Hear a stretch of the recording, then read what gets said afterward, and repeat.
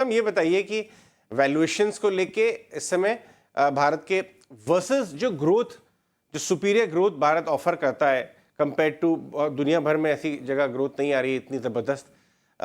जो earnings growth नीचे दिख रही है, अभी अर्निंग्स खत्म होकर चुकी हैं, इस इक्वेशन को आप कैसे देखते हैं?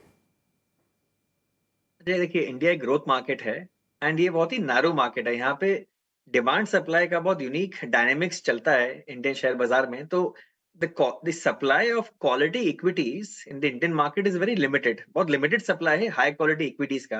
एज अ रिजल्ट वो गिने चुने जो हाई क्वालिटी शेयर्स हैं उनके लिए डिमांड हमेशा हाई रहती है, लेकिन उनका सप्लाई कम रहता है। इसलिए उन हाई क्वालिटी शेयर्स की वैल्यूएशंस बहुत बढ़ जाते हैं, और इसलिए फॉरेन इन्वेस्टर्स को समझ में बहुत बार नहीं आता कि इंडिया में एवरेज क्वालिटी या गुड क्वालिटी बिजनेस का पी मल्टीपल 80-90 तक पहुंच जाता है। वेराज अमेरिका में अगर आप देखें तो मेटा, एप्पल, गूगल ये 30-35 से ऊपर पी के में ट्रेड करते नहीं है। तो इसलिए unless you have on the ground तजुर्बा and experience of investing in the Indian market for a long time, आपको ये डिमांड सप्लाई डायनेमिक्स अगर नहीं समझ में आता है तो फिर आप ये वैल्यूएशंस को इंडिया में समझ नहीं पाएंगे। Growth in India always comes at a premium, और जब तक इंडिया एज ए नेशन का हाई ग्रोथ ट्रेजेक्टरी चलेगा तब तक ये हाई ग्रोथ शेयर्स हमेशा प्रीमियम में ट्रेड करेंगे। And over the course of time, जैसे India from a developing nation, जैसे ये सेमी डेवलप्ड स्टेटस में जाएगा, फिर डेवलप्ड स्टेटस में जाएगा, और जैसे जैसे nominal GDP growth rate slow down होगी, aggregate corporate earnings growth rate slow down होगी ओवर टाइम, उस समय पी मल्टीपल्स रीसेट होंगे to lower levels. But till that time I think high growth stocks will always command a premium India market में। ये कल हमने जो है 22,000 करोड़ की ब्लॉक डील देखी।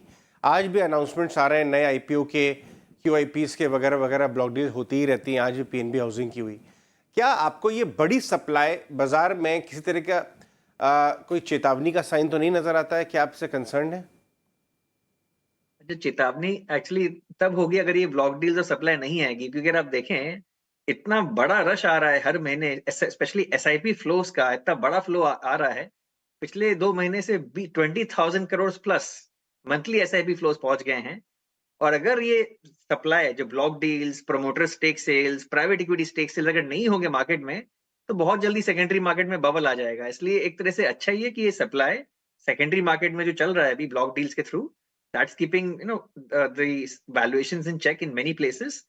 लेकिन मेरा अनुमान ये है कि अगले 6 महीने के अंदर आप देखेंगे बहुत बड़े बड़े आईपीओ आएंगे, क्योंकि ये जो एपेटाइट है for quality Indian equities among foreign investors is very very high. And I think अब वो सेकेंड हाफ में काफी रोबस्ट तरीके से पार्टिसिपेट करने वाले हैं इंडिया में। I think most of the foreign investors are just waiting for the budget to get over, ताकि एक डायरेक्शन मिल जाए अगले 1 साल के लिए कि गवर्नमेंट का फोकस क्लियरली कहाँ पे है। और उसके बाद आपको दिखेगा कि FIIs will be back with the bank. आपने कल देखा ही एक दिन में 1500 पॉइंट बढ़ गया बैंक निफ्टी।